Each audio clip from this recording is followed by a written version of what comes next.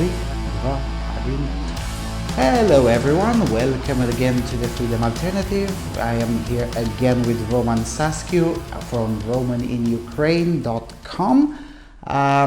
We're now in a much nicer area. We're no longer in an attic. We're somewhere in the middle of the city, much closer to the actual center. Roman, welcome again.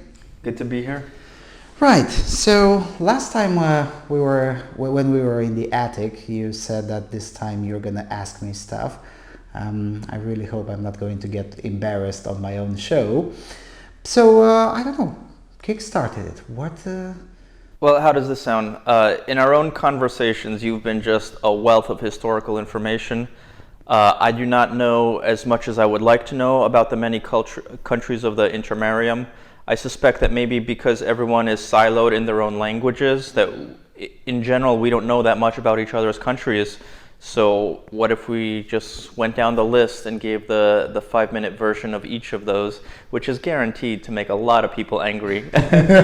Yeah, there's no way you can talk about a country in the Intermarium without making at least another one angry, or another 3 of them angry. Yes. Especially if you get into the territorial stuff and the historical map stuff. I mean, for instance, if you want to piss off some, just mention, I don't know, for instance, with Romania and Hungary, just mention Trianon, or with... Well, let's do that. Let's mention what the issues are, without making the argument for one side or the other. We're going to stay here until early in the morning on Monday. It's Saturday when we're recording this. It is quite a long list. So, okay. Maybe we should start with... in general, what can we say about the entire Intermarium? They are contiguous countries between the Baltic and the Black Sea, maybe also the Aegean Sea. The Adriatic Sea. Adriatic Sea, thank you. Yeah. From Croatia, basically. There's still a question on whether Albania would be considered Intermarium or not. I would say yes, but it does come with its own challenges. For instance, Albania, of course, has in common with the rest of the Intermarium the history of the horrors of communism, much worse than I would argue any other country in the Intermarium. I mean, that's saying a lot. Yes, because Albania, up until the death of Enver Hoxha, I mean, think about it this way: Enver Hoxha went to war with Khrushchev because he thought Khrushchev wasn't Stalinist enough.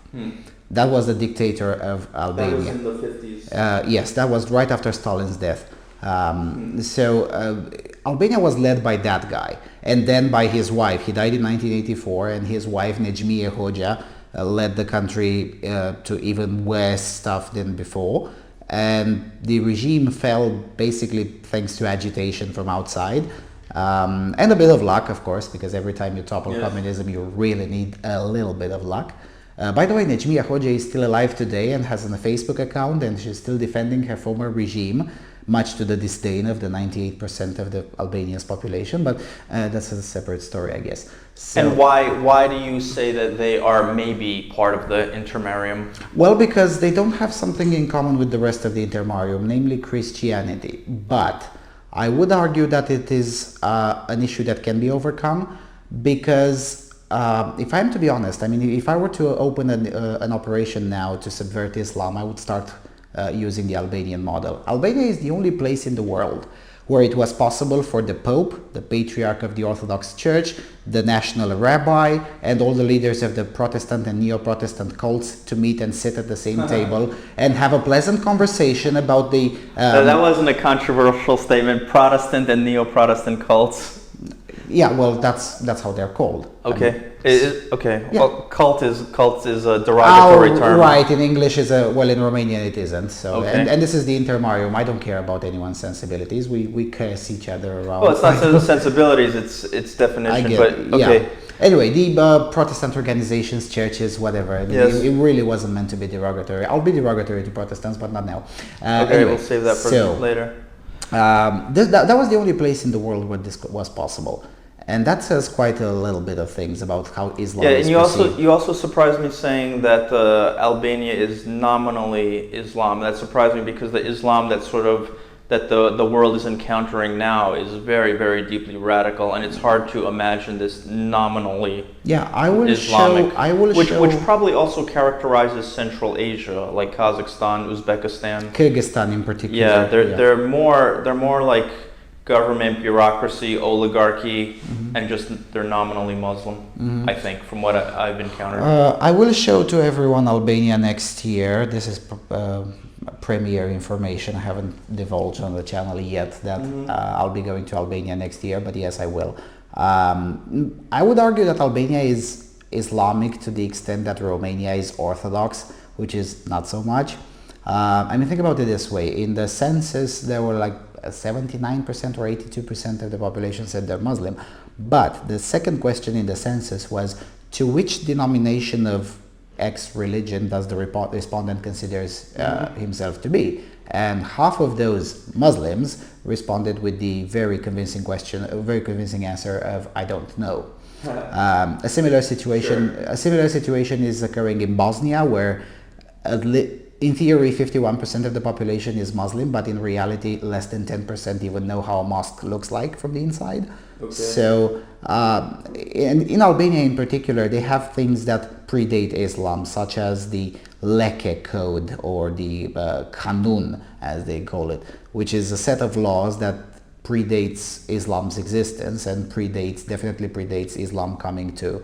And do I understand correctly, that's all like the honor stuff where you have to avenge a killing of your clan? And that's why you have these murderous family feuds running there for generations? Yeah, well actually they don't run for generations, because the code is pretty clear. I mean, if let's say I kill someone from your family has the right to kill someone from my family, and that's where the dispute ends if both parties abide by the code. And in most of the cases they do. But if you cannot catch the actual killer alive and all the rest of them go into hiding, and then yes, the conflict can linger on for several generations. But once the avenged killing is occurring, the conflict ends. Now, I'm not trying to defend it.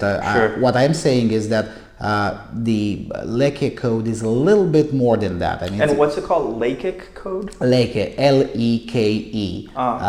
It's a code. It's a complete set of laws. For instance, that's what allowed Albania. For instance, Albania actually finished the World War II with more Jews than it started it, because when the Nazis invaded and said, "Give us the Jews," the Albanians were like, "Nope."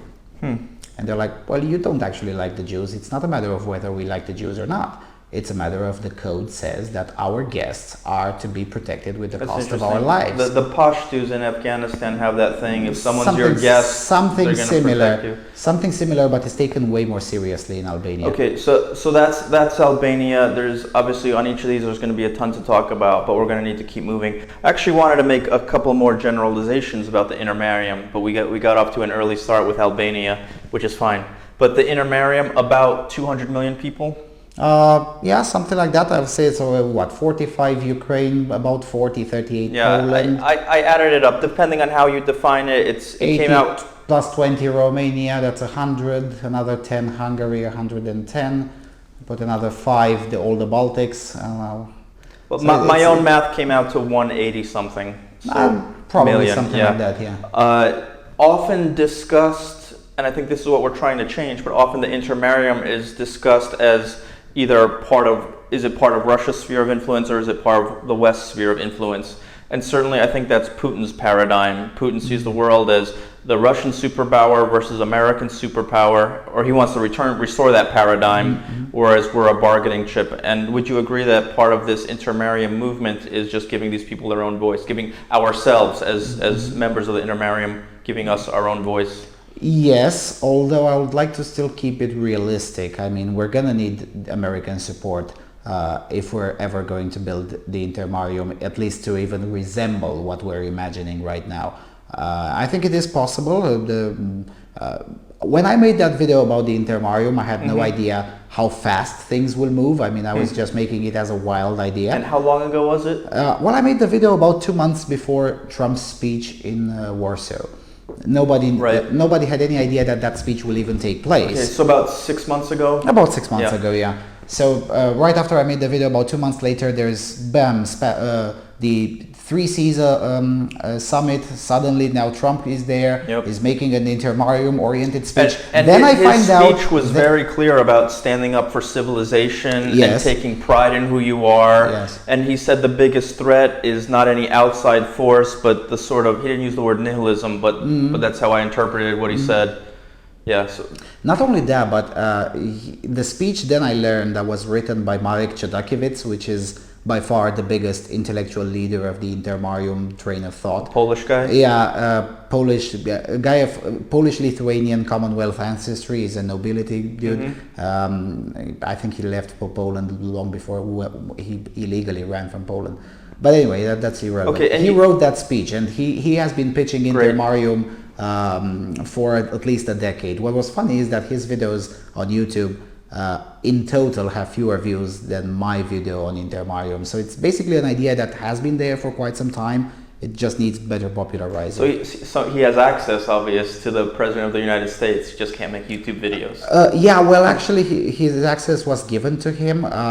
He did not have, I mean, he tried to get access to the President of the United States for 10 years, both in the Bush era and Obama era, and failed. This time he was a little bit luckier because some of the people inside Trump's circles knew about the idea, and they were like, okay, so POTUS is going to hold a speech in Poland. We need a Polish guy to write the speech, so we make sure we don't offend everyone there. Right. So that's how he got there. One last thing before we get started discussing individual countries. You used the phrase "build the Intermarium," and maybe it'd be a good idea to qualify what you mean by "build the Intermarium." You had said in your Intermarium video that it is primarily a defensive alliance. Yeah, well, we don't have that yet. We don't have that yet. A defensive alliance against whom? Well, first of all, against Russia, because Russia will continue to be a threat. And considering that the percentage of militant Muslims in the Russian military is approaching 50%, it will exceed 50% within 5 years. Russia will always be a problem. Either it will be a Duginist style of problem like it is today, or will be an Islamic style of problem, but it will be a problem. Now, our best hope is for us to be so well defended that they don't even try anything nasty, and then they'll solve their own issues because Russia is going to have a civil war. Okay, clear. Defend against Russia. What else? It depends on how things will evolve in Turkey. For now, things don't look good. And that's a little bit of a concern for me. Possibly buffer against Ottoman influence, Neo-Ottoman influence. Yeah, possibly. Also, is it a cultural bulwark against the self-destruction of the West? It should be, but again, it will depend quite a lot on how things will go in the former Western Bloc, particularly anything west from Poland. If things continue on this direction, sometimes I jokingly say that we might need a Western Wall on the Intermarium. For now, it's a joke, but if things really go the way they are now, within 40 years, well, we might have to pick up the shovels. Because, and I always say this in the Romanian language podcast, I don't think I ever said it on the English language channel, but one of my biggest fears is immigration from the former Western Bloc of progressives, of militant progressives. I'm not joking. Yeah, people... In my hometown, in Cluj-Napoca, the biggest cultural Marxist agitation is by a Soros-funded NGO led by a Norwegian guy. I regard that individual as far, far more dangerous for both Romania and the Intermarium in general than the 100 Syrian Muslims who may or may not be refugees. And the worst thing those guys can do is to kill 50 people and maybe rape 100 women. Sure, that's horrible, but they're not going to destroy the country. That guy will. That guy has the power, the shekels, and the influence and the will to undermine our societies and destroy stuff. So that's why I'm not joking when I say that my biggest fear, even bigger than Islam, is immigration from the former Western Bloc into the Intermarium, because those people come with their ideas. Same thing is happening now in the United States with Californians migrating to Texas. Austin. Yeah. We lost Austin. And I've seen a guy with a T-shirt saying "Don't California my Texas," which is funny, but it's also sad when you think about it that it's actually happening. That's something that I would not like to see in Europe. So Defensive alliance for sure. I think everyone has the general sense that we're fighting for our sort of cultural survival, because we feel like much of the West has been taught to become ashamed of their culture and are actively destroying it. Anything besides that? I think that's most of it, right? That's like 90%. Maybe economic free trade zone. Yeah. That doesn't appear, at least I haven't seen it in my meager readings. I haven't seen it on the agenda. It hasn't appeared explicitly, because we've always had relatively free trade amongst each other, at least for the last 70 years. And we're overlapped by much more powerful trade organizations. That and again, I mean, it has never been an issue of Ukrainian companies undercutting Polish companies, or Romanian companies undercutting Hungarian companies. I mean, this has never been a serious conversation anywhere in the Intermarium. So it's not like there is a huge opposition to it. It's pretty much assumed that we're going to have free trade. That's why I've never seen anyone explicitly mention it, because most of the people proposing it are capitalists anyway. So it's pretty much assumed that there will be free trade, and there should be. I mean, at the end of the day, every single country in the Intermarium has a different specific, and specialization is pretty much the future of any economic bloc, no matter how you construct it. Very good. So yeah, we're probably going to have to, even if there will be an opposition, free trade will probably be the status quo, the norm. Okay, and with that said, let's start. Finland. Finland is a northmost country. Just to confuse people about whether or not they're Scandinavian, they have a flag that looks like all the other Scandinavian flags, but they're not Scandinavian. They're North people from Siberia. I have 3 very close Finnish friends. All of them have visited me here in Ukraine. I love them to death. Crazy and awesome guys. We don't know if Finland's part of the Intermarium or not. If it is part of the Intermarium, it is the richest per capita country, with a GDP per capita of about 40,000. But that could also be a function of their honesty, because the further south you go in the Intermarium, there's much more of a black market, which doesn't show up in the GDP statistics. But on official numbers, they're the richest per capita. What can we say about Finland? I wouldn't put Finland as on the front line of the Intermarium, and the reason I'm saying this is because Finland doesn't have in common what everyone else has in common, namely that we know how it is to get wiped off the map. Actually, when Intermarium was first proposed by Piłsudski in the 30s, Finland refused precisely... In the 1930s? Yes. I thought it has a deeper history than that. Yeah, but maybe that's the modern proposal. Yeah, the last proposal that was actually taken serious by governments. Okay. Finland refused because they had just gotten their independence, and they're like, well, we don't have really anything in common with the rest of you, so we'll say pass. They'll probably say pass now too, because they're really just an entirely different type of people.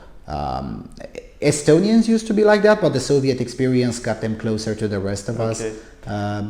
Finland does have in its history a very heroic war against the Soviet Union, where they halted the Soviet advance despite being outnumbered by like 2 orders of magnitude. That's the Winter War of 40-41, is that right? Mm-hmm.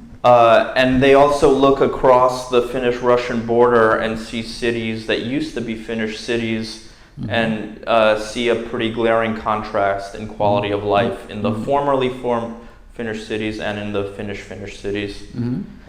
Let's move on. Let's cross a little bit of sea and go to Estonia. I've been to Estonia many times. I think it's a little country of about 1.5 million, if I'm not mistaken. About that. Tallinn is a gorgeous city. This is one of the few that I actually know a little bit more about, so maybe I'll talk a little longer on this one. But they precipitated the collapse of the Soviet Union, in their opinion, in my opinion as well, with the singing revolution. You should look up that documentary, Singing Revolution, where all the people would sing a protest song to the Soviet Union and the authorities didn't know what to do. They have a very libertarian government. They're trying to build themselves as low taxes, swift bureaucracy, and I haven't heard anyone else say it, but I see them as a little bit of a Switzerland of the Intermarium. I love them to death. What else can we say about them? Depends on how you call Switzerland. I mean, if you really want to be, if you really want nice banks, Latvia would be a better choice than Estonia. But otherwise, from opening businesses and stuff, yeah, Estonia is probably the best choice as of right now, because they have very low regulations. Because regulations are really what killing businesses, not the taxes necessarily. I mean, as I always say, I would rather pay 40% taxes, but leave me the hell alone. Take your 40% cut and get the hell out.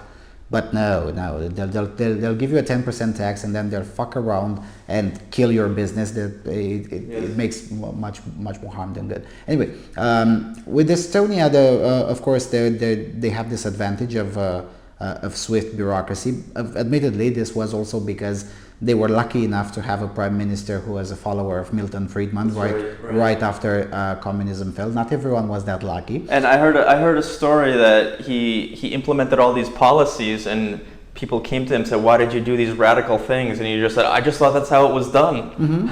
Milton Friedman, this is how you do it." It was like a surprise to him that anyone would think it would be done otherwise. Yeah. Again, they were lucky with that because it really needs, you really need some luck with these kinds of things, and most of the Intermarium wasn't that lucky. Admittedly, this is what I always say. I mean, Estonia is a country that tells the story we like to hear. Iceland is a country that tells the story many leftists like to hear.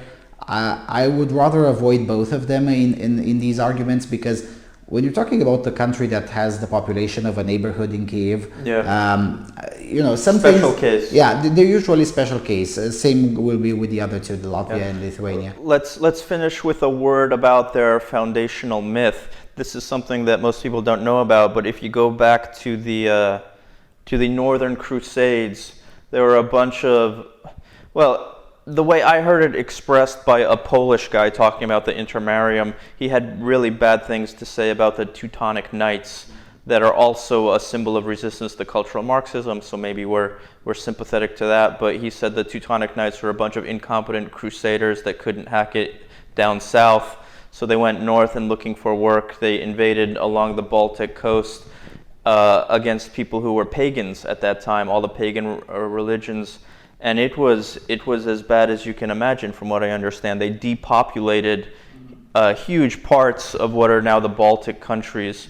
So Estonia, somehow a language stayed, but a language survived, and this sort of mixed identity emerged of all the people that had passed through there, and that is modern day Estonia.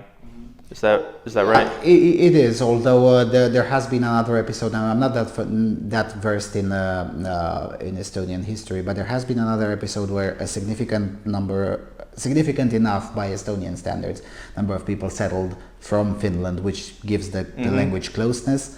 It's actually quite weird how the Estonian language emerged. I mean, it sort of resembles Finnish, sorry. It is Altaic, Uralic, but it sometimes isn't, except when it is. It's a very, thankfully it's a very small country, so we don't need to bother that much with learning the Estonian language. If you want to create cognitive dissonance among leftists, talk about multiculturalism with Russians in Estonia and Estonians in Estonia, because there you have two groups of white people, supposedly the evil people, but there's a lot of multicultural issues there. They're under control, however. Let's move to the next country down, unless you have anything else on Estonia. No. Okay, Latvia has an even bigger population of Russians. If I remember correctly, in Estonia it's about 20%. It's in about Latvia, 25 or 30. In Latvia, I thought it was over 30, a little bit over 30%. Unless it has grown recently, which wouldn't be quite surprising to me, because many Latvians emigrated and Russians stayed there, because the Russians in all of these three, the Russians tend to be the poorest people in those countries, and they tend to emigrate the least because they can't afford to leave the place unless they go to Russia. But in the past it used to be quite profitable to do so. Nowadays not so much. In Latvia the banks are a very good choice. I mean, if you want to have relatively safe euro zone deposits, keep them there. It's much safer than keeping them in France or anywhere else. Other than that, there's not much to say, because they've had a more similar, same thing will be with the Lithuania. These two have had a more similar history with Ukraine rather than Estonia or Poland for that matter. They still have a lot of energy issues because they're still connected with that Moscow-led model of transmitting electricity. So basically Moscow can shut down their electricity if they want to. Now of course they don't, because that would mean shutting down Belarus too, but nevertheless, I mean, they haven't been fully integrated into not even into the rest of the Intermarium, let alone in the European Union. When it comes to these practical things, yeah, sure, they harmonize their laws and whatever, but those things are just are worth sometimes even less than the paper they're printed on. The practical things, they're still quite behind. Both Latvia and Lithuania are in this situation. I remember because I posted a story on my blog that about 10% of Latvia's population is a regional minority called Latgales. Something like that. Yeah, something like that. And there was a lot of Russian agitation to start a Latgale revolution, and many leaders of the Latgale community said, "We have nothing to do with this. This is complete Russian agitation." I want to move to Lithuania, but I have two Estonian jokes that I forgot to tell. So if you'll forgive me, I'll tell both my Estonian jokes. How does an Estonian shower, Lucian? How does an Estonian shower? I wouldn't know. First they get into the shower, then they adjust the water, and then they tell you that they invented Skype. Well, they did. So. They did, yes. Second joke, apparently during the Soviet Union they would joke that who are the dumbest people in the whole Soviet Union are the Estonians, because they follow stupid Soviet laws with German precision. That's such a true story.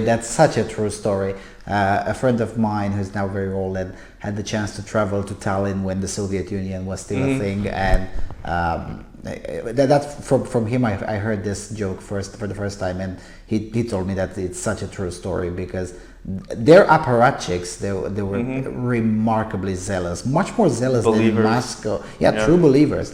Now, admittedly, this was also because, and this happened to all three of the Baltics, the Soviet Union intentionally settled Russian apparatchiks into the capital cities and modified the ethnic composition of the capital cities. Tells you a thing or two about mass immigration. That actually made Rothbart change his mind on open borders. When he saw what the Soviet Union was doing to the Baltic countries, Rothbart turned around and said, hold on a second, yeah, maybe the whole open borders thing is not necessarily the best idea in the world. I mean, if you read Rothbart's earlier writings, they're all, and COP, no borders, yeah, that's fantastic. Then he sees what the Soviet Union does. Yeah, he completely turned around. Yeah, and he flips on it and says, hold on a second, I need to think about this a little bit. By the way, a distant acquaintance of mine named Tim Starr has a whole article how Rothbart is just completely wrong about Russian-Finnish relations, where he's kind of an apologist for the Soviet Union. He just gets things flat wrong about the Russian or the Soviet-Finnish conflict. I don't know why that is. It was startling for me to read because at the time I revered Rothbart, but that's probably a rabbit hole we don't want to go down. Yeah, no, I'd never revered Rothbart, and besides libertarians being wrong about Russia, what else is there? I mean, really, what else is there? Yes. So no, but in all seriousness, the Latvia and Lithuania really have these issues that will have to be solved, whether the Intermarium will be built or not. They really need to solve this. They need to issues of practical integration with the rest of the Intermarium and not with Russia, because at this moment, if from a strategical standpoint, if Russia wants to annex them, it's really not an issue. It's much harder. I mean, Ukraine is much more integrated with the rest of the Intermarium than Lithuania and Latvia. Interesting. When it comes to infrastructure, practical stuff, I mean, Ukraine has started integrating its railways with the rest of Europe and slowly, gradually renouncing the Soviet standard. All sorts of things that really matter. Latvia and Lithuania, not so much. And these let's commit to Lithuania now, the third of the Baltics. Yeah. I have to admit, this is I know the least about Lithuania, because I have never been there. But I really need to, because their language is quite fascinating. It's the only language that still has obvious Sanskrit rules. I was gonna mention that. Yeah, the Lithuanian language is, of all the Indo-European languages here in Europe, it's the closest to Sanskrit, what they speak in India. Amazing. Well, that and the Gypsy language. There's a Gypsy language? Of course, Gypsies have their own language. I didn't even know that. Yeah, I made a video about that. It's called Answering a Question About Gypsies, where I explained in great detail. But yeah, but the Gypsies don't have a separate country of their own. But of the languages that are official languages of any country in Europe, Lithuanian is the closest to Sanskrit. But other than that, I really don't know a lot of things about there. I know that the rural part of Lithuania is surprisingly poor. Yep. But I don't know why, I don't know how, because I have never been there. The mayor of Vilnius, which is a gorgeous city, a Polish city. He's that's probably one of the conflicts within the Intermarium. I didn't know that, but if you say that, it's one of the many. He's a libertarian who used to go to libertarian conferences, and I met him a number of times. And he puts pictures on Facebook of him at a shooting range in Vilnius, so good sign. In a Polish secession crisis, I could be getting this wrong. I think, let me take a step back for a second before we go into the Polish-Lithuanian Commonwealth. People of the Intermarium, another thing they have in common is that they know what it means not to exist. So I think Intermarium folks are a little bit defensive about their history. And when you listen to a guy speak, you'll hear them like really advocating for why Poland is so great, or really advocating for why Romania is so great, or why Ukraine is so great. So I'm going to mess up the history. I'm going to mess up parts of history, and people will be offended, but we're doing the best we can, given limited time. That's not, I've stopped worrying about that because, as I explained multiple times, if you are to take your politics from YouTube comment sections, then you'll never hear the end of it, no matter what the topic is. So it's best to, sometimes it's really best just to ignore it. And besides, in most of the Intermarium countries, and this is the experience talking, because again, I haven't yet been to Lithuania, but I've been to every other country of the Intermarium at least once, in most of them more than 10 times. So in my experience as going into various places, and in some of them even living for a month or two, the amount of people that are really triggered about these kinds of things is really low. As in less than 0.1%. Well, so, in most cases, most people don't care. I mean, if you are to look into, but the thing is that those 0.1% tend to be incredibly loud. And they're the ones that comment. They're the ones that react the first. I mean, if you are to look, for instance, in these, especially if you look into newspapers that are written for a national minority in a neighboring country. So, for instance, if you're looking at the Polish newspaper, nationalist newspapers published in Lviv or in Uzhhorod or whatever, somewhere in the far west of Ukraine, you're going to get the impression that there's soon going to be a war between Poland and Ukraine. They're probably all published by Russians. So some of them probably are, but not necessarily all of them. No. But once you go into the practicalities of it, which I did in the last several days studying the controversy between the neighboring countries and the new minority language law, when you go into I went into working class bars where the actual people go, and no political pandering or no bullshit. You'll find the least amount of it there. Yes. And the actual people are like, why are we having a fight with the Poles? I mean, we work there, they buy stuff from us. Why do we have to fight? That's reassuring. Same thing happens, for instance, if you watch the Hungarian language TV shows published in Romania for the Hungarian minority. Same thing, you'll get the impression that either the Romanians are killing the Hungarians or the Hungarians are trying to take over the entire Transylvania and all of that. Most of that is complete and utter nonsense.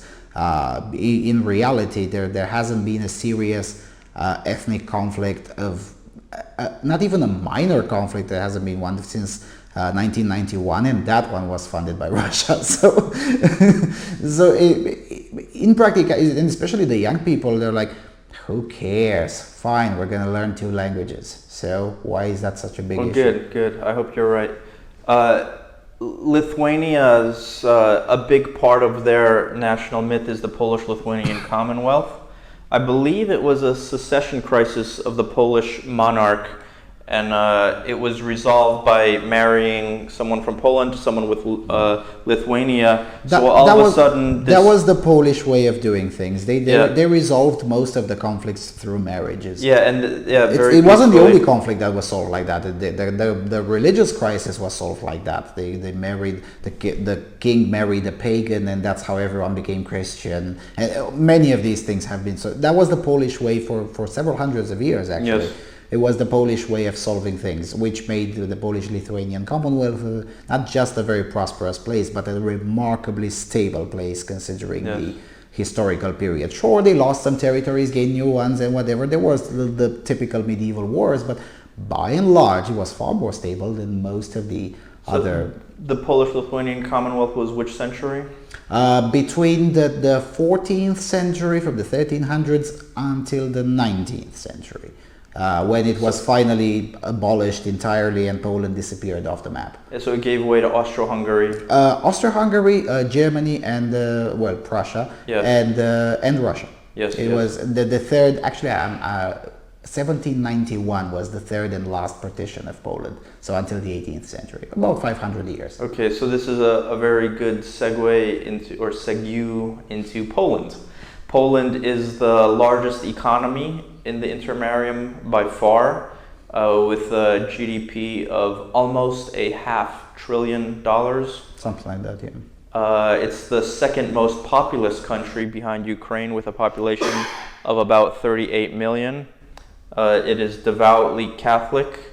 There are lots of great videos of Polish history on YouTube. Mm-hmm. And they brought up the idea of an intermarium numerous times in history because they felt a huge threat from Russia and they needed help. And from Germany. And from Germany. Well, they actually brought it up only twice. Once in the late 19th century as a way to get Poland back on the map, because Poland was not on the map at the time. And the second time in the 20th century by Józef Piłsudski, when Poland was on the map and as a means to stay on the map. At the time, Piłsudski even argued it in these terms: look, Germany and Russia is going to fuck us all. We really need this. Piłsudski was right. Germany and Russia fucked us all. Yep. Now, admittedly, Poland did get to stay on the map even without the Intermarium, but at what cost? Very high cost. At an enormous cost, yes. So in that regard, the problem that Poland has, and it will not be solved anytime soon, is the language barrier. Most of the news that we get from Poland, unless we learn Polish, is through a leftist filter, because there is not yet a significant, and by significant I mean let's have at least 10 Polish journalists that work in respectable publications that actually do translate the real news. We don't get that. You see a problem, I see an opportunity. I have too many projects right now, but one of the things I would love to try to do in the future is to make a English language news aggregator. No. If somebody else wants to do it ahead of me, that's fine by me. But if no one else will, then I'll be happy to try to put that together. No, because I've noticed that this is a huge issue when I made the video, the Cathedral's War Against Poland, where I basically laid out the facts. I mean, I don't think I even expressed an opinion. It was one of the few videos where I didn't, or if I did, was in the last 2 minutes. The rest, there was 20 minutes of just facts. Look, this is what happened. These are the comparisons. These are the things. And by the way, here's what the European Commission says. As we can look at the facts, the European Commission is full of shit. That was basically the thing. And most of the people who watched the video, they're like, we had no idea this was even happening. Because everyone was getting the news from Politica.eu or from The Guardian, where you have leftist Polish journalists who don't even live in Poland anymore, reporting on Poland. And that's it. That's the only thing you get in English. And if you're lucky, if you speak German, you get more Polish news from Der Spiegel or and if you get it from Der Spiegel, that's actually decent. Because most of the times you don't, you get them from the, the Frankfurter Allgemeine Zeitung, which is by far very, very anti-Polish and leftist. Yeah, we need to find our voice. A lot to say about Poland. Galileo. As I said, we'll be staying here until tomorrow just on Poland if you want. If a few of the flashpoints in the Intermarium that have historically been exploited with great effect by Russian agents is conflict between Poles and Ukrainians.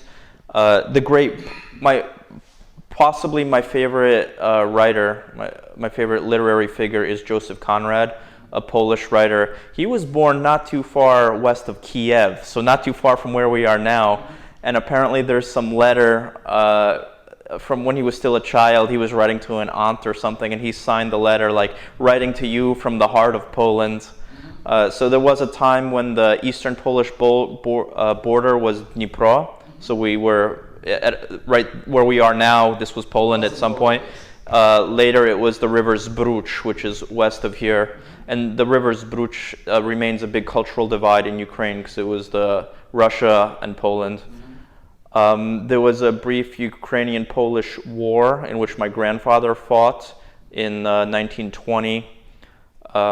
Also with the Bolshevik Revolution then took center stage as the Bolsheviks ran over Ukraine and tried to get all the way to Warsaw, where they were stopped eventually. That was the moment when Piłsudski came up with the Intermarium. He was like, we really need to do something to prevent this from happening again. And he failed, and it happened again, and at that time it swallowed everyone. Until 1939, Romania and Poland had a direct border for almost all of history, really, until 1939, when what is nowadays Zakarpatska Oblast became part of the Soviet Union, and later on part of Ukraine. But it was a time when what is now Zakarpatska Oblast was basically where Czechoslovakia, Poland, and Romania met. The border, the former border crossing is still exists. The Soviets forgot to take it down, and after 1991, they thought to preserve it. It still exists. It's a little bit up north from what's it called? Tyachiv. Tyachiv is now called the town. Actually that area is one area where you can get a lot of nationalists from pretty much everyone. From Slovakia, Hungary, Romania, Ukraine, and Poland. You can get them all to meet there because it's a place that really connects pretty much everyone. For instance, in Tyachiv, there was also an Armenian guy, Shimo Holoshi, who founded the Bayamari artists community, because in opposition to the German one, because he believed the German rules were too retarded. I was joking when I saw the modern art in Armenia that maybe Shimo Holoshi should reconsider that. But anyway, thing is that there are places in immediate vicinity of Poland or in very extreme south of Poland that could actually unite culturally many of disparate groups all over the Intermarium. Well, I feel like Galicia, which is... that's where both my parents were born, in Galicia. It's a region that now straddles Ukraine and Poland. It had a lot of different ethnic groups. There was a small group of Germans, a lot of Armenians. It was a huge Jewish population. Galicia, there is a strong Galician identity on both sides of today's Polish-Ukrainian border. But this is since it's my family history, and my family history is deeply interwoven in this conflict. Here's where I'm the most proficient. So Austro-Hungary was suppressing Polish nationalism, and the Polish were deeply resentful of it. Ukrainians, on the other hand, remember Austro-Hungary fairly fondly, because to undermine Polish nationalism, the Austro-Hungarians ended serfdom in 1848, and there are still a lot of Ukrainian villages that have crosses in them with the year 1848. So I guess I should also say the system of feudalism that Poland established here was Polish owners, Jewish managers, and Ukrainian peasants. It ran along ethnic lines. That fits into the larger Ukrainian mythology, is that we were the kings of Kyiv Rus, which is the ancient political entity that was organized in Kyiv and was utterly obliterated by the Mongolian hordes. And since then, we're still here. We've preserved a language, a culture, an identity, but we were, subject to the Ottomans, subject to the Muscovites, subject to the Poles. And a big chunk of Ukraine was nobodies. It was the frontier. So there developed sort of a frontiersman culture, Cossack culture, and people would escape the peasantry of Poland. They would escape the serfdom under Russia and become free people, Cossacks. And this idea of a Cossack, it's argued by an Irish historian, Shane O'Rourke, saying that to the Polish monarch or the Russian Tsar, the idea of liberty that the Cossacks brought was much more dangerous than the Cossack swords or muskets. In Muscovy, just the rumor that the Cossacks were nearby sometimes started just these enormous bloody rebellions where the peasants would rise up. So that's the Ukrainian myth. Poland's nationalists claim Lviv as their city, and it was either 50% or close to 50% Polish. The Ukrainian argument is that it was yours. We had the countryside. The countryside around it was all Ukrainian. They had the city. There's also a city that's on the Polish border, on the Polish side now, called Peremyśl. Smaller than Lviv, less important than Lviv, but it was mostly Ukrainian. Now it's a Polish city. When the Soviet Union came, there was a huge population transfers on both sides, where the Ukrainians in eastern Poland were transferred to the German border, and the Poles in what became the Soviet Union were transferred out of Ukraine. I think it's safe to say that Ukraine has a lot of territorial gains because the Soviet Union took Ukraine first. So Zakarpattia, which Romanians had claims to some of those areas in Zakarpattia, and Hungary, and Poland had some claims in Galicia. The fact that the Soviet took it, like the strength of the Soviet Union sort of pushed the Ukrainian border out. However, Ukraine also claimed areas around Rostov-on-the-Don in the east. There were majority Ukrainians that we regarded the Don Cossacks as more Ukrainian than Russian, although their identity was a little bit up for grabs. But those were completely lost.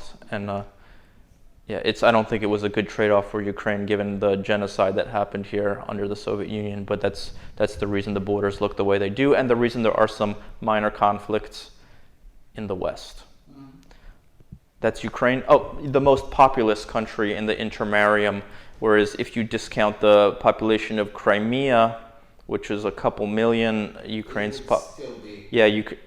population is about 42 million, which makes it a little bit bigger than Poland's. Still dropping, but because of brain drain and low birth rate, but it's kind of leveling off, which is nice to see. Yeah, well, considering, I've been coming to Ukraine for almost 10 years now.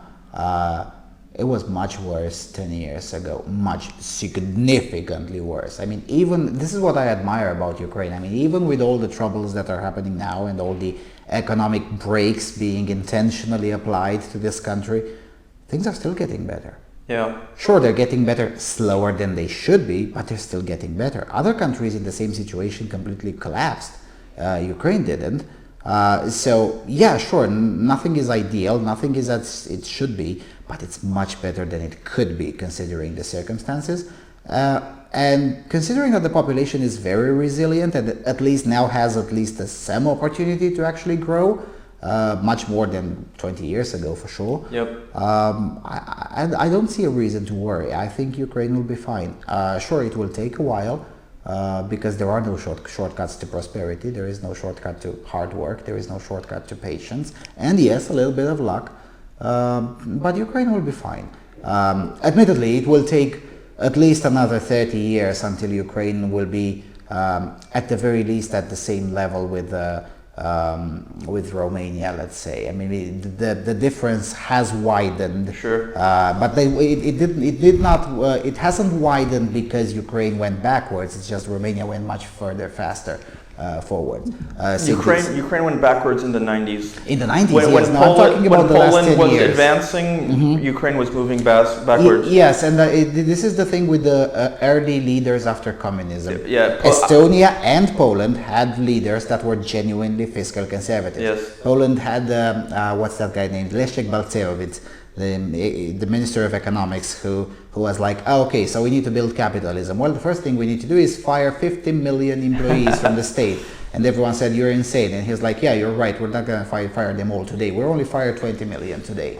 And he did it. And the first 3 years was a complete catastrophe. The inflation had hit 1,000% and whatnot. But since 1993 and until the current year, Poland did not have a recession at all. They had a slower growth in 2009, but still a growth. It was the only country that had a growth in 2009 and 2010. I mean, everyone was in the crisis, and Poland was like, "Yeah, we're growing slightly slower." I love Poland. I think they're such a good model for Ukraine. Yeah, and I love that they did that. The Catholics all came out to pray a few weeks ago, and they're defensive of their identity because they know what it means to stop existing, and they know a lot about this psychological subversion of communism. So I love them. Let's not skip Belarus. Is Belarus part of the Intermarium? Yes, because the geography is unforgiving. Right, north of Ukraine, east of the Baltics. Yep. Yes, and also because even during Soviet times, Belarus has maintained a separate identity from the Russians. Yeah. Politically, a lot of people see them as lockstep with Moscow. Yes and no. I think it's safe to say of all the countries we're going to talk about, they're the closest to Moscow by far. By far, yes. Yeah. I mean, considering the fact that, let's say, the flights from Minsk to Moscow are considered internal flights of Russia. So in that regard, yes, for sure. But there have been conflicts recently between Sasha Lukashenko and Vladimir Putin, particularly on issues of trade and on issues of associating with wider markets. Lukashenko started to realize that, hold on a second, I really need to open the markets. And Putin is like, no, you're not. And he's like, oh, yes, I will. So it remains to be seen. It seems a long way away. Yeah, Russia has military bases in Belarus. Yeah, so I mean, Russia still had a military base in Estonia until 2 years ago. I mean, it's really not an argument. What will be an argument is who will follow Sasha Lukashenko. I mean, as long as Alexander Lukashenko is leading Belarus, there's nothing will change. Neither for the better nor for the worse. It's pretty much locked. Before Lukashenko came to power, if I understand correctly, there was a big Belarusian nationalist who was in the mix about restoring the Belarusian language and doing all that. And I hear they did a lot of work with Russian support to make sure that the Belarusian nationalist went away. And peacefully, I understand he wasn't like killed or anything. No. Yeah, but Lukashenko came to power, and Russian is the de facto language. Yeah, Belarusian is just like Gaelic or Irish. Is one of the two. It was one of the two official languages of a country that's actually a minority in its own country. Good comparison. Irish is spoken of about 40% or 35% of Irishmen in the Republic of Ireland actually speak Gaelic. Yes. Yet that is the official language. Of course, the de facto language in Ireland is English. In Belarus, same thing, about 35%, probably even a little less than that, actually speak and write Belarusian. The de facto language is, of course, Russian.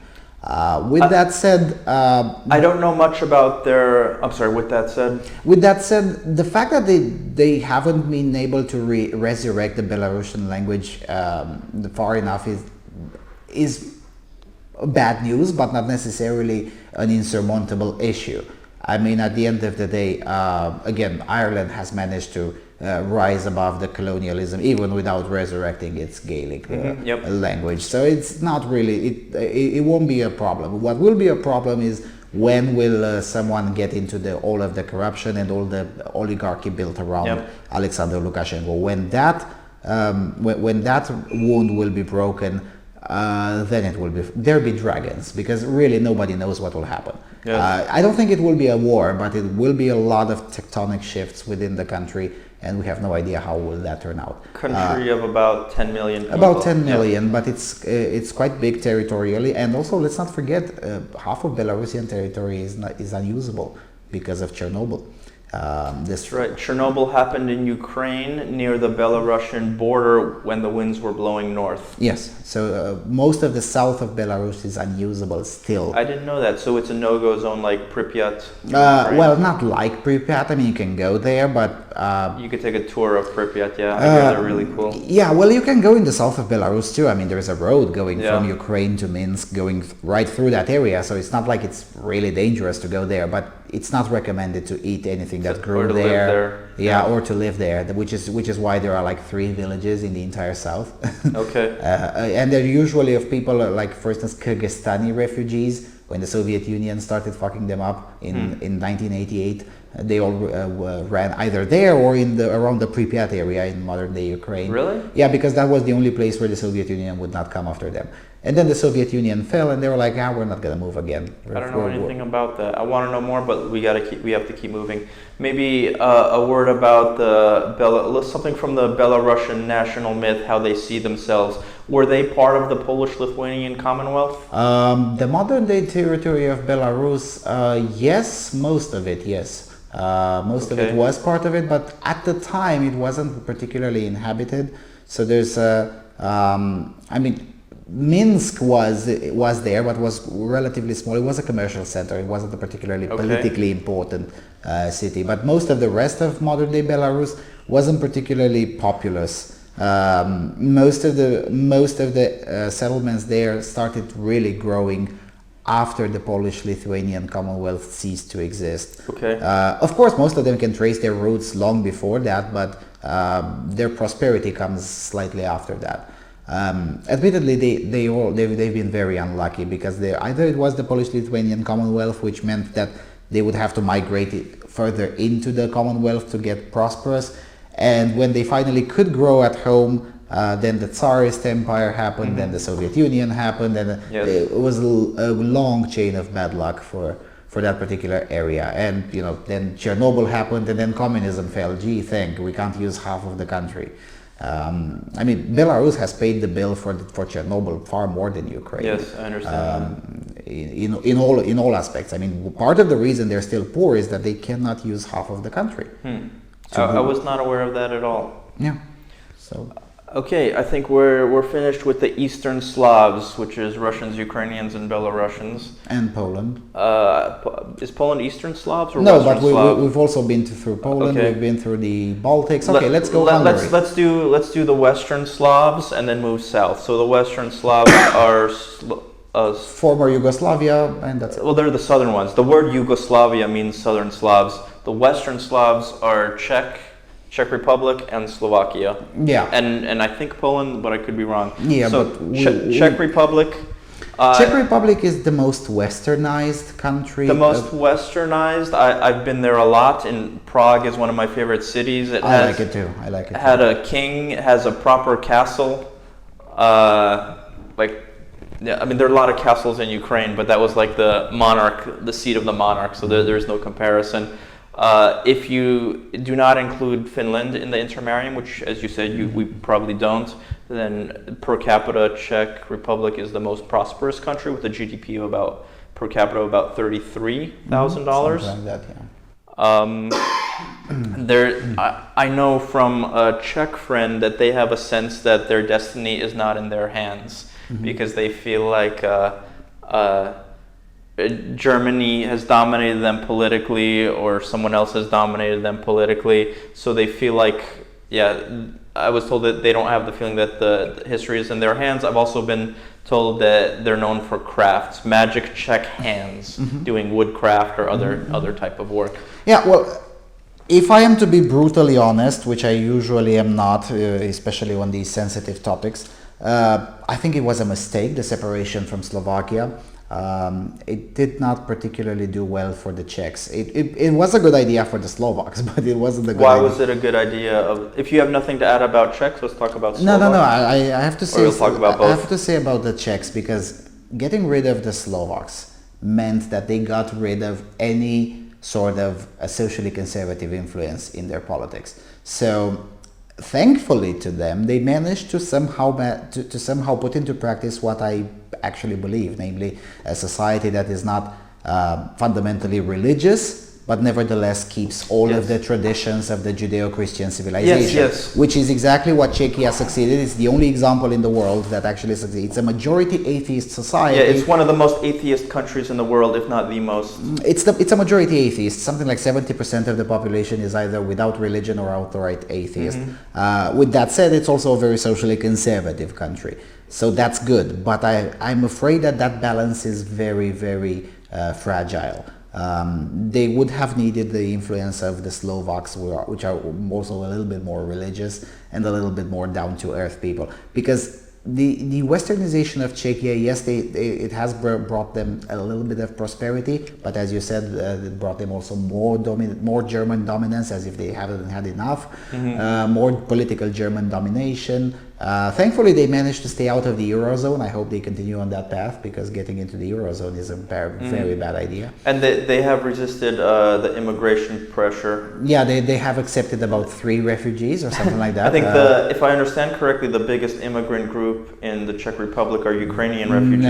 No, the biggest immigrant group are the Vietnamese. They came legally into the Czech Republic. They have been coming since the 90s. But they somehow managed to import only the Vietnamese that are so poor and desperate to go into Czechia that they will, and they also integrate there. I mean, you'll see a 100% genetically Vietnamese guy speaking impeccable Czech. It's quite common, not in Prague. You have to go to Brno to see. I've seen a few Vietnamese groceries in Prague. I didn't realize they were that. There are quite a lot of them. And the second immigrant group, yes, are the Ukrainians, either refugees or legal workers. I mean, the second biggest immigrant group in Czechia is Ukrainians, for sure. And then, of course, Slovaks, Hungarians, and other people of the Intermarium. But yeah, thing is that eventually they'll have to get back to their Slovak friends.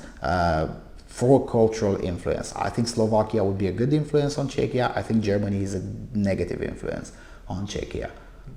Let's talk about Slovakia. I don't know as much as I would like to about them, even though they border Ukraine. They have a small border. Yes. It's the crossing is about 15 kilometers north from Uzhhorod, from Ukraine. I've crossed that border by car. Slovakia is the only country in the V4 and the general center of the Intermarium that is in the Eurozone. They use the euro currency, which was a huge mistake. Most of the population got significantly poorer because of that. They've only started recovering as about last year. So they basically had 2 economic crises, the one that everyone felt in 2009 and the one that they felt a year before because they joined the euro. Big mistake. Anyway, so that's the negative part. The positive part is that the population is it's basically Ukraine in the Eurozone and slightly richer. I mean, even the language is very similar. The dialect spoken in Uzhhorod is almost identical to what you can hear 200 or 300 kilometers into Slovakia after you cross the border.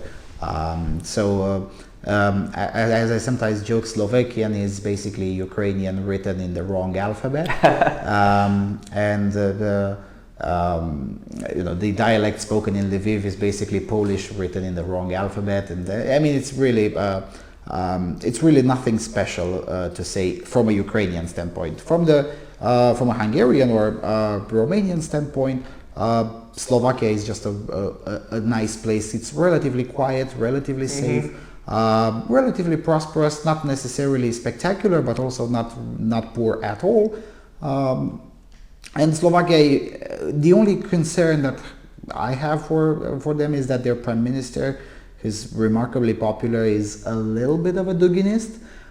But on the other hand, I do understand why he sometimes sounds like a Duginist. I mean, when you're Slovakia and you're such a small country and a significant portion of the capital inflow of your country is based on the fact that you're selling a lot of cars in Russia, I can understand why you're trying not to be particularly aggressive about it. So it's a midway point for economic activity between the West and Russia. Yes, and considering that Slovakia doesn't have too much industry because, well, it's not a big country, if they were to lose entirely that would be quite an issue for its dimensions, which is why they're probably very keen on the Intermarium, because eventually, I mean, if they would lose that, well, fine, you're going to trade cars with Hungary more often, or with Ukraine for that matter, because there's definitely a need here. Very good. Yeah. Okay, we're finished with the Western Slavs. Shall we move south to Hungary? Right. Hungary is... Or do we want to say, I don't know much about sort of the foundational idea of Czech or Slovakia. No, I don't know either. Distinct people, distinct language. I don't know if they have like sort of a big historic events that define them. They do, but I've never studied them because you'll never encounter militant Czech nationalists, for instance. Right. So it's not a huge motivation to study them.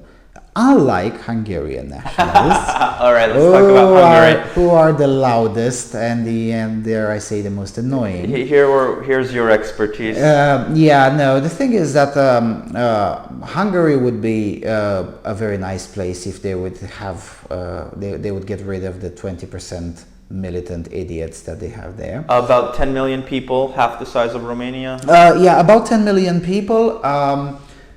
As a national myth, they consider themselves the descendants of the Magyars. The Huns. The Huns, yes. You know, Attila the Hun. Yes. So it was another invasion that came from the steppe. Mm-hmm. The border of a steppe is a bad place, as Ukrainians will tell you. So another invasion came, they stopped there. Genetically, they're very similar to the people around them. Yes. So they don't have, it either through intermarriage, their distinction went away, or it was never there because the steppe was already a very mixed place. The way a Hungarian professor explained it to me is like either the whole myth is probably myth, or even if it was true, I mean, at the end of the day, how many Huns could have arrived? Let's say 100,000. That's already too much. Probably was less than that. It was mostly men.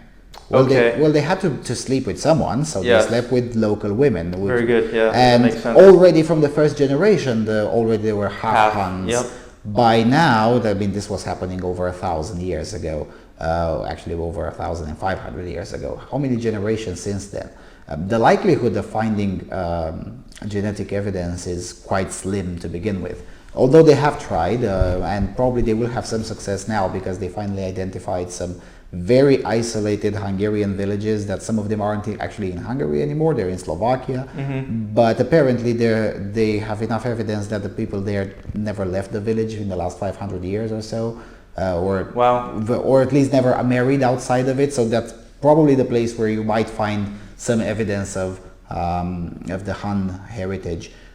Anyway, that's really irrelevant. The language is a bit of an anomaly. That is to put it mildly. Sometimes we make a joke that when the Huns invaded, somewhere in the northwestern corner of modern-day Romania, or somewhere in Zakarpatska, there was an indicator to Finland that way. Those who knew how to read continued their way that way. The illiterate schmucks stayed there in the Pannonian. Okay, that was a mean joke. So are you saying that the Hungarian language is somehow related to the Finnish language? It is. It definitely is. It is related to Finnish and Estonian, but it's a very distant relative. I mean, they only have like 1 or 2 words in common these days, but the grammatical structure is almost identical. Down to how many noun cases and all of that. I mean, it's quite similar. Although it doesn't really help. I mean, I have a friend who learned Finnish and he also spoke impeccable Hungarian. He's like, yes, it helps when you're starting to memorize all the grammatical cases. That's the only place where it actually helps, because otherwise the vocabulary is entirely changed because, well, the Hungarian vocabulary was influenced, of course, by Slavic/Ukrainian, of course, Romanian, of course, Serbian, of course, German, and Turkish. But let's not forget Hungary was an actual part of Dar al-Islam for a short little while, about 100 and something years.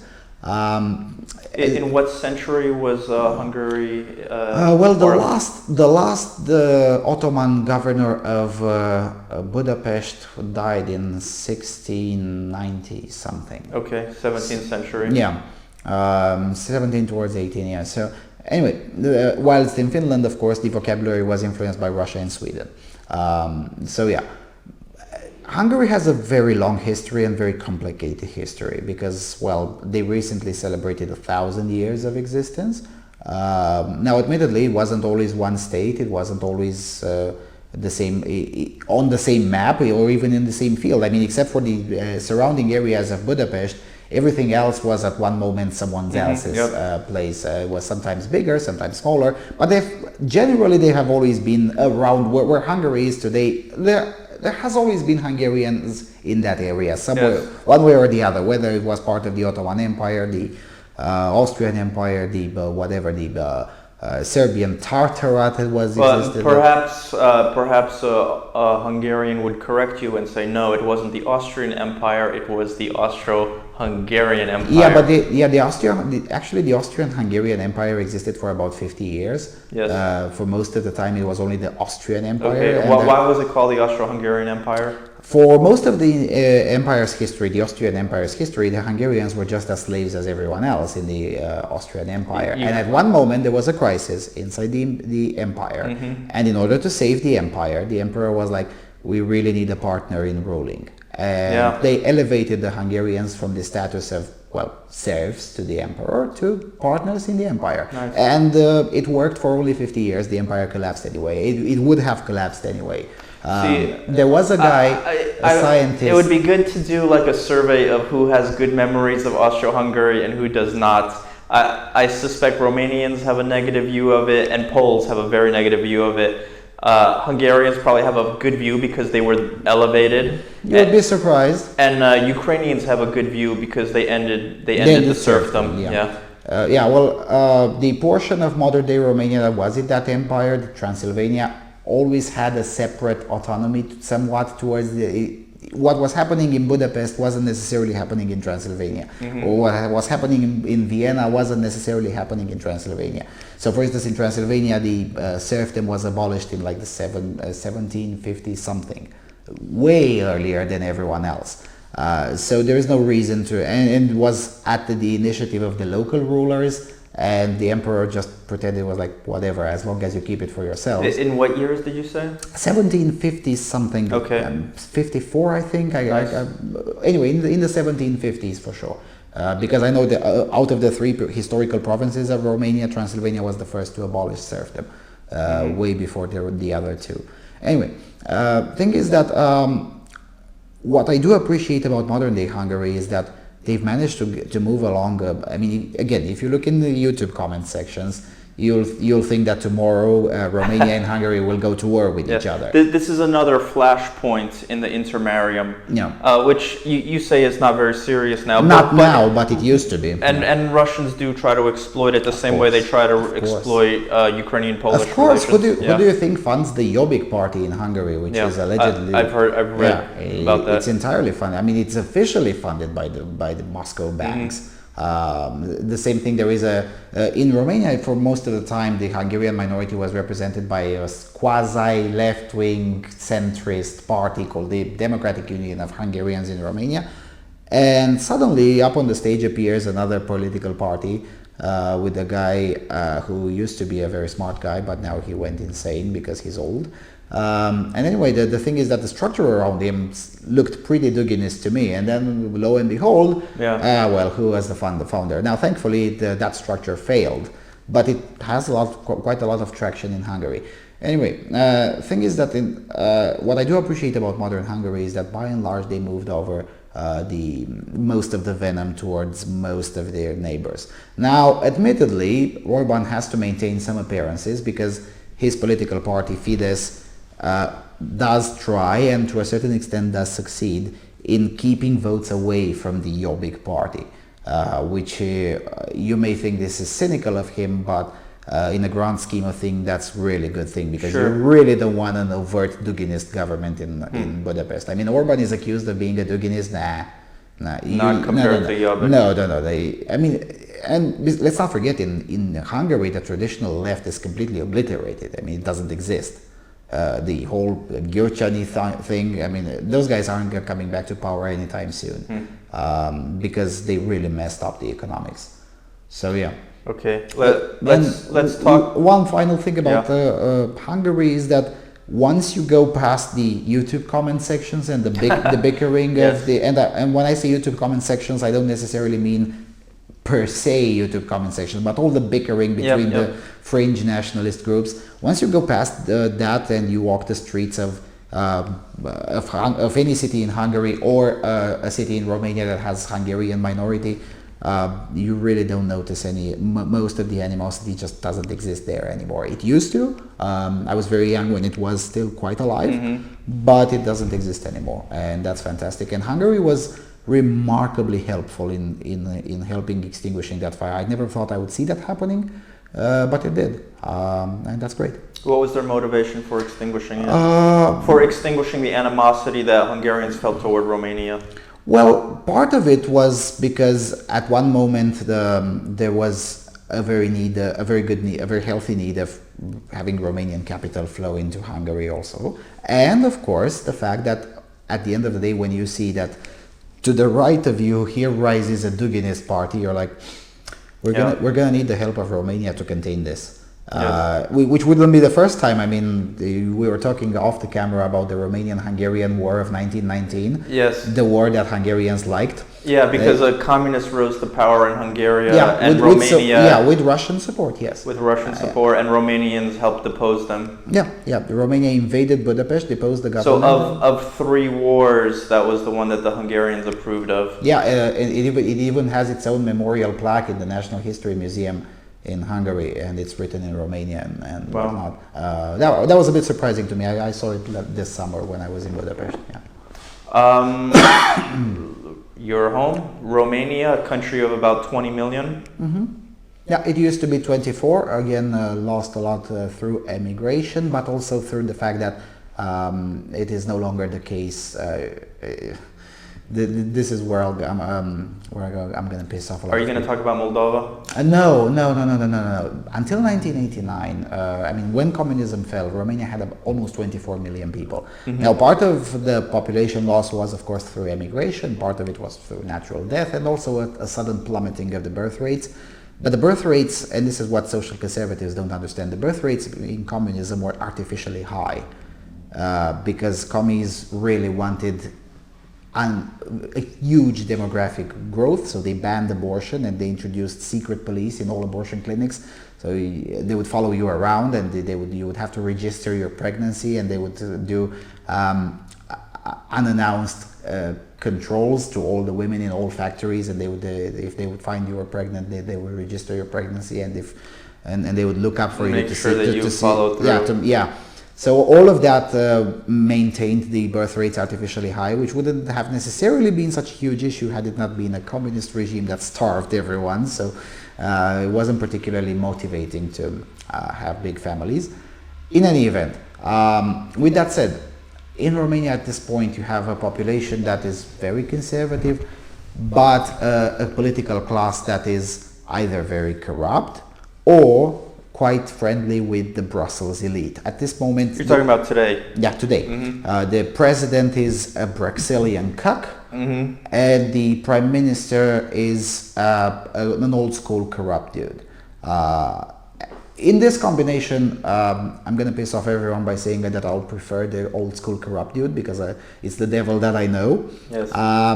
The current president, which I voted for, just recently said that, well, a closeness to the Visegrad group is not a good idea, and I'm like, that's the last time I'll be voting for you, because... Tell us about the Visegrad group, just a couple sentences. Visegrad group is the group, informal group formed between Hungary, Czechia, Slovakia and Poland, with the purpose of advancing the interests of the four composing members into the European Union. So now, what was the statement about the Visegrad group? The current Romanian president said that he doesn't want Romania to get closer politically to the Visegrad group. And you see that as a bad thing? Yes, I see that as a bad thing, because the Visegrad group could be one of the pillars on which we could build the Intermarium, yes.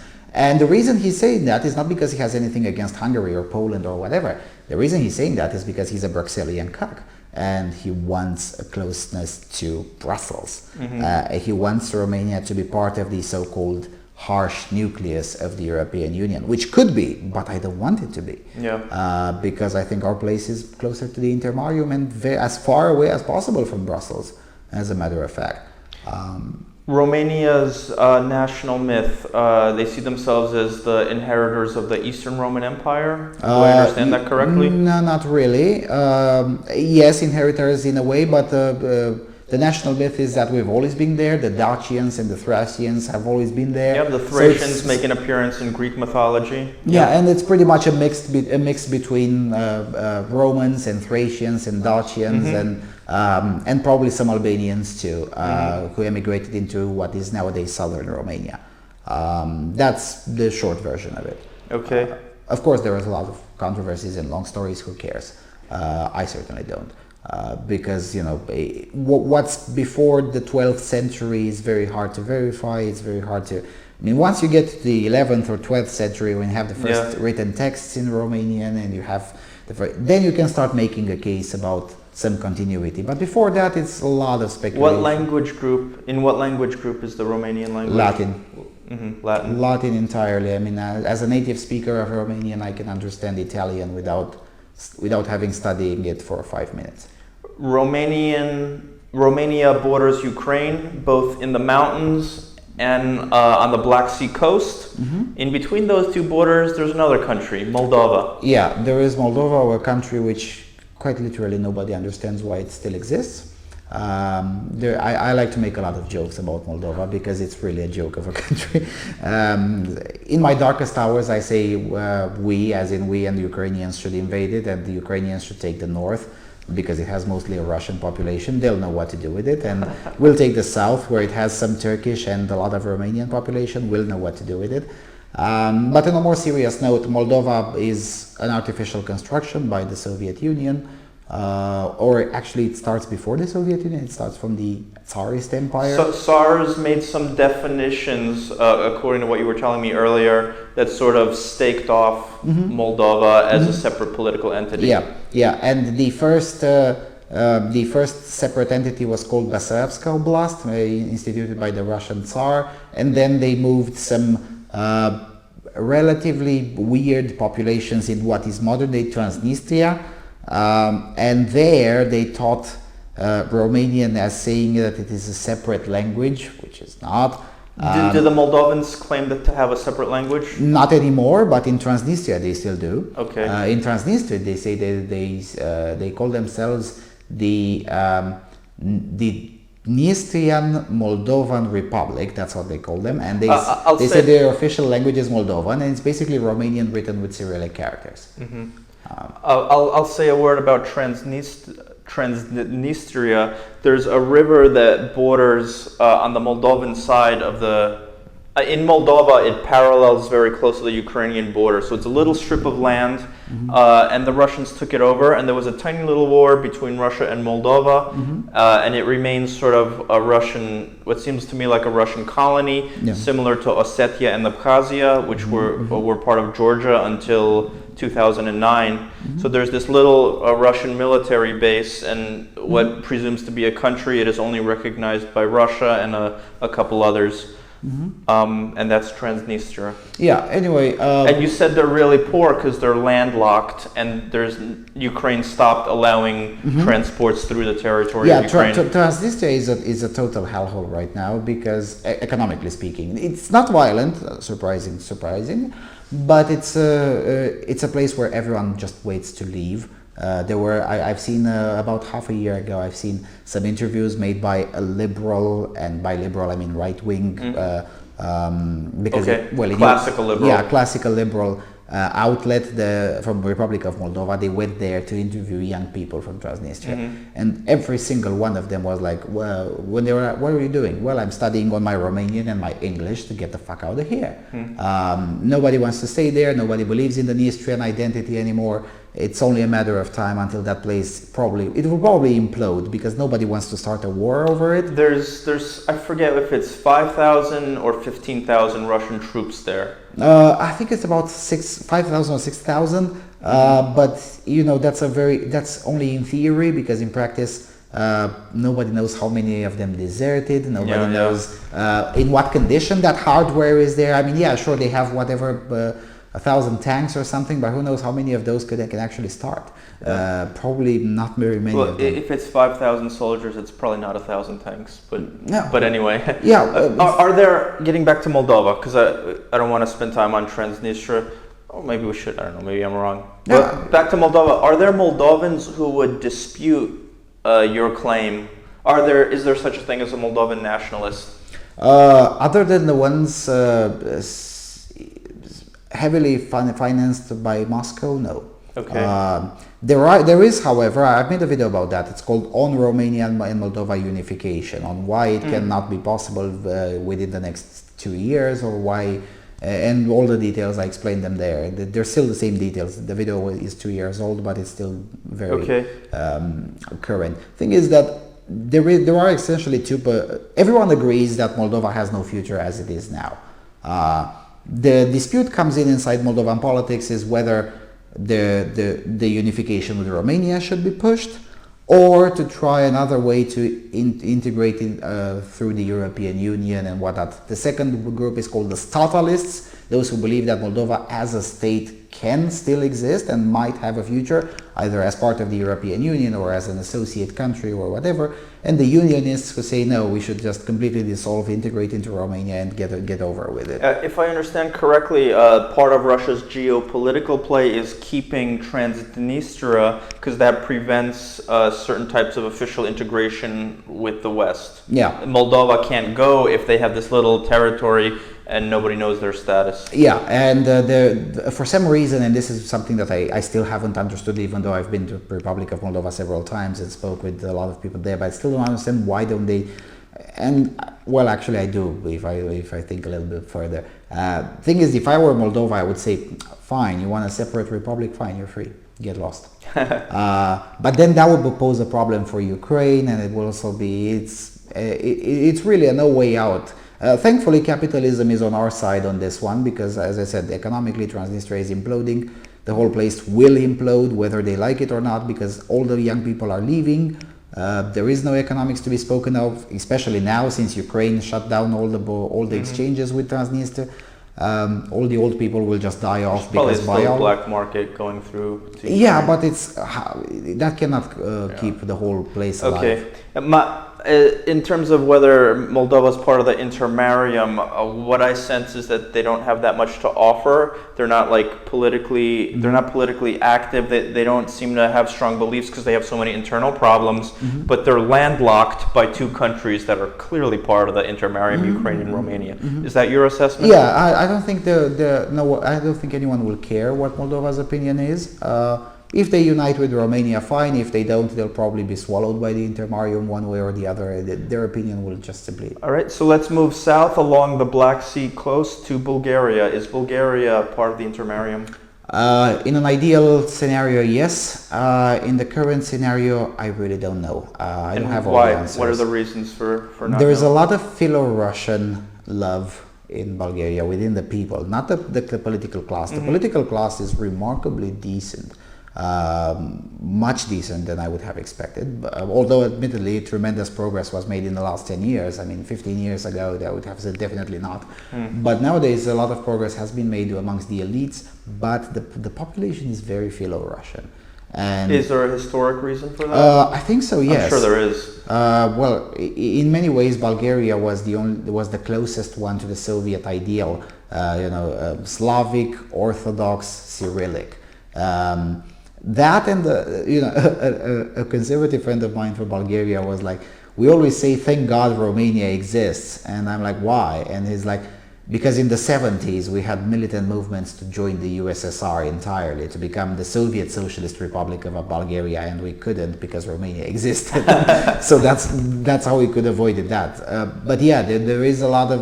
Now, admittedly, there isn't much pro-commie or pro-Soviet nostalgia now in Bulgaria. Of course, it still does exist in very old people, but there is the Philo-Russian thing, and many people still do take their light from Russia. Let me put it this way: they take their news from Russia. So that means they're very susceptible to Duginist propaganda, and that could be a problem, especially if in a democracy.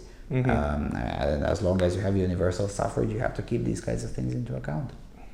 Okay, we still have Macedonia and the former Yugoslav countries. Yugoslav means Southern Slav. But should we say, in the context of Bulgaria, Romania, Hungary, should we talk about the Ottoman invasions as sort of defining moments for these countries? Oh yeah, for sure.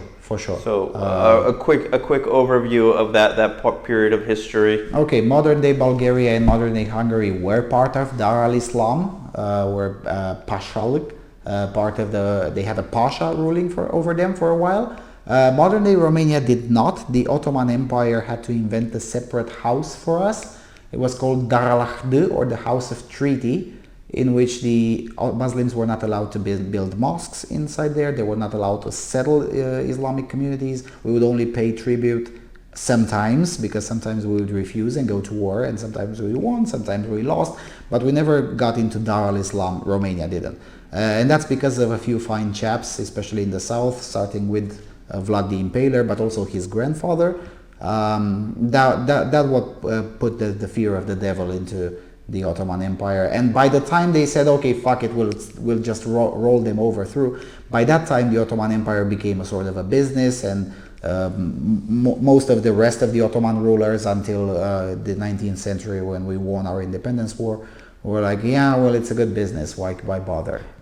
Independence war, just to be clear, was against whom? The Romanian independence war, and actually Bulgarian one too.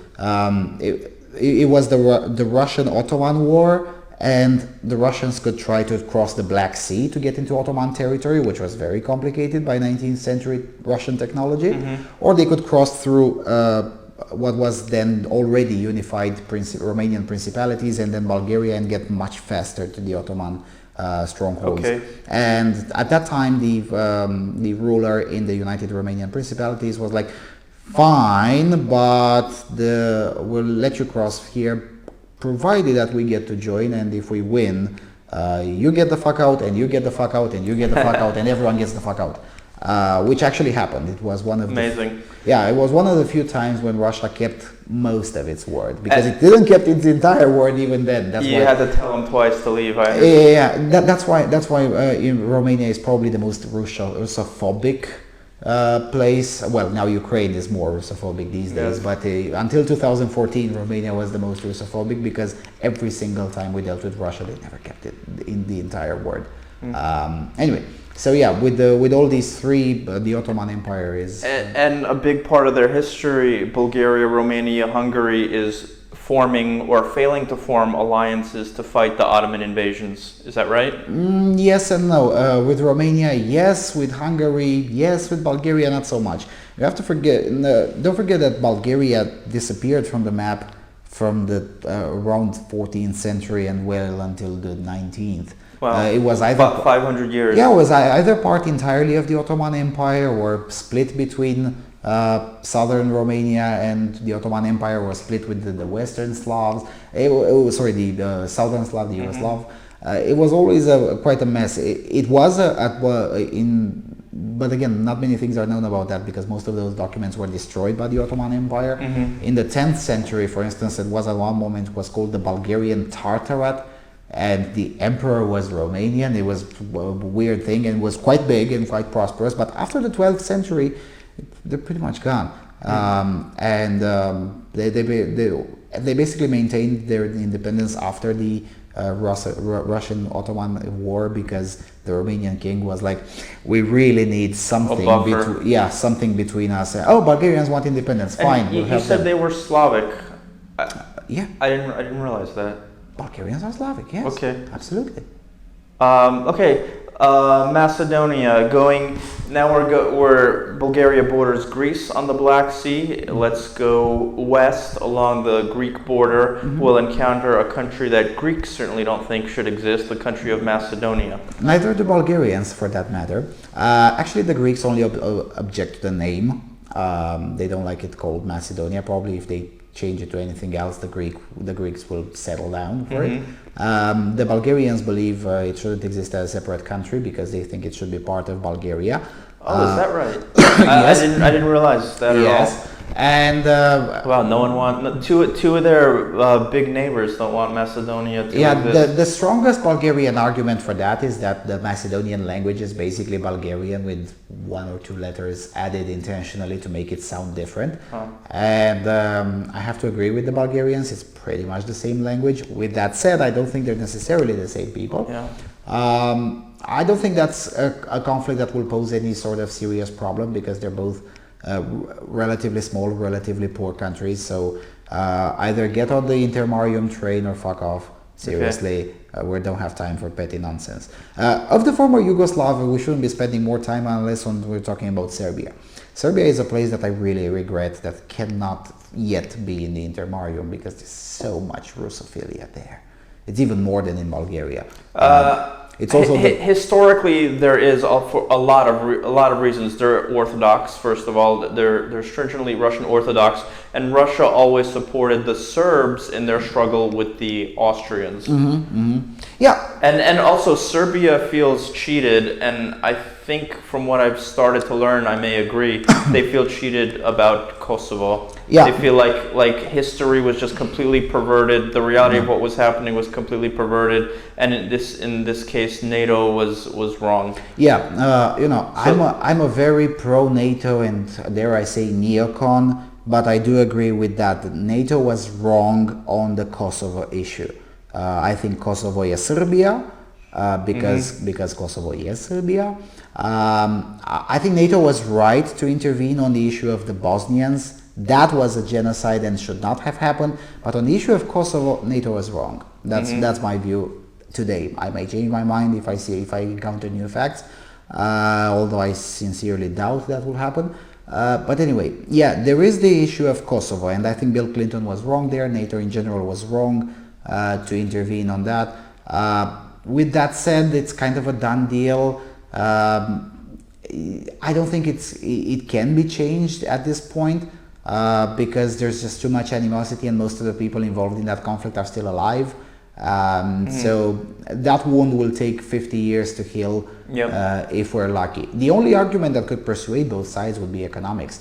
But for now, Kosovo is doing decently. Serbia is doing going well. Great. Croatia is doing great, but then Croatia is not involved in this. I mean, Croatia is in the EU, Croatia is in NATO, Croatia is part of the Three Seas Alliance.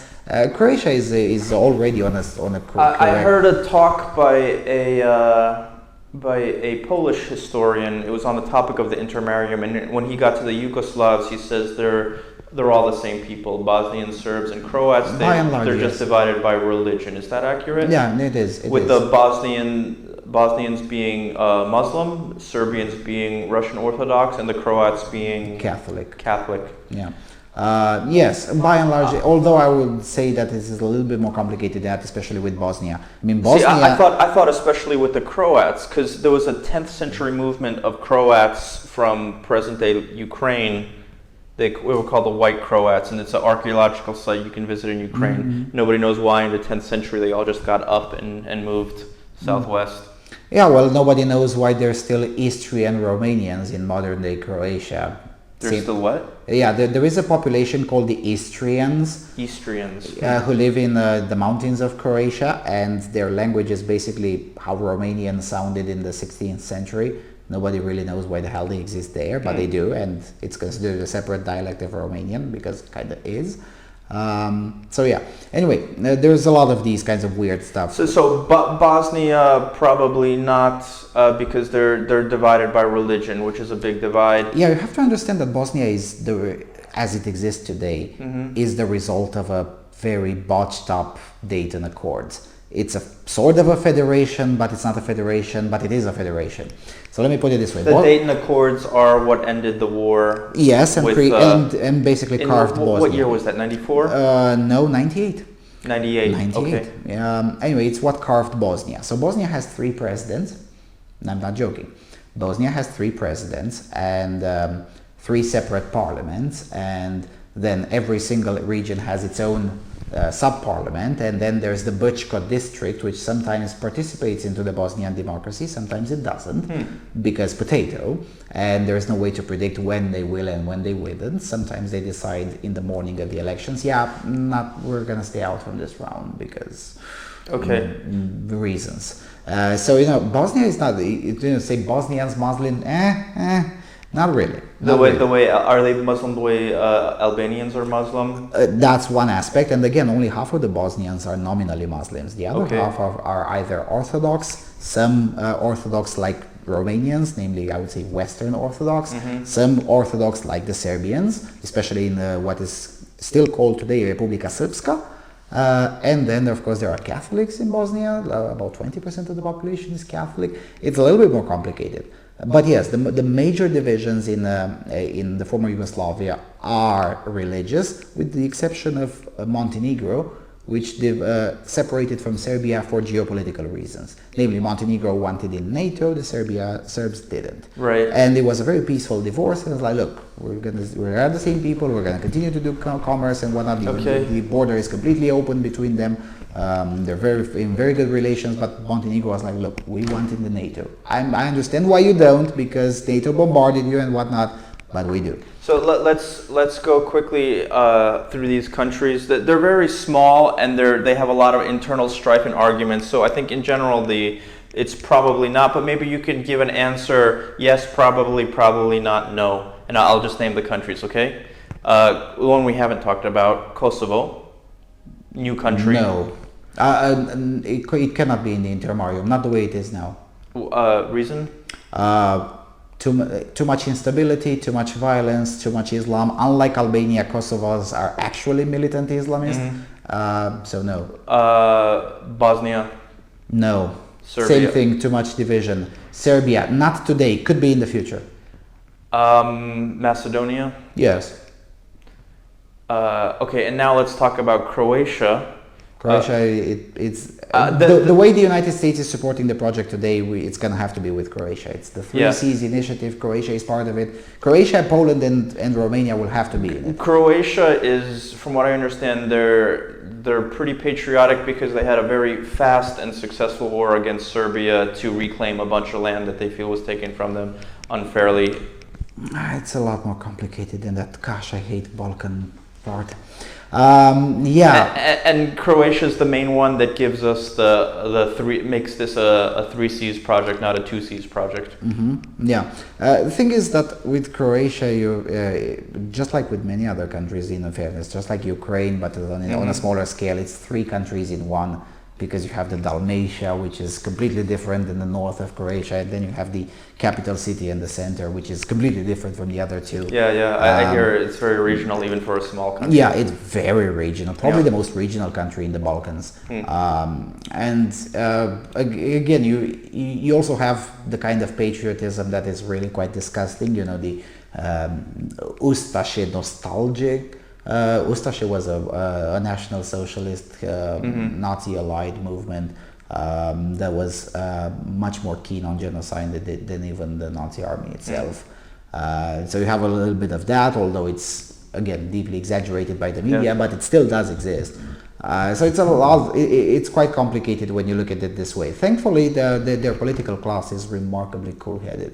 Well, again, considering the circumstances. I mean, of course, all politicians have flaws. Again, as I say, if you want to see saints, try the church and not the politics. You're not going to find saints in politics.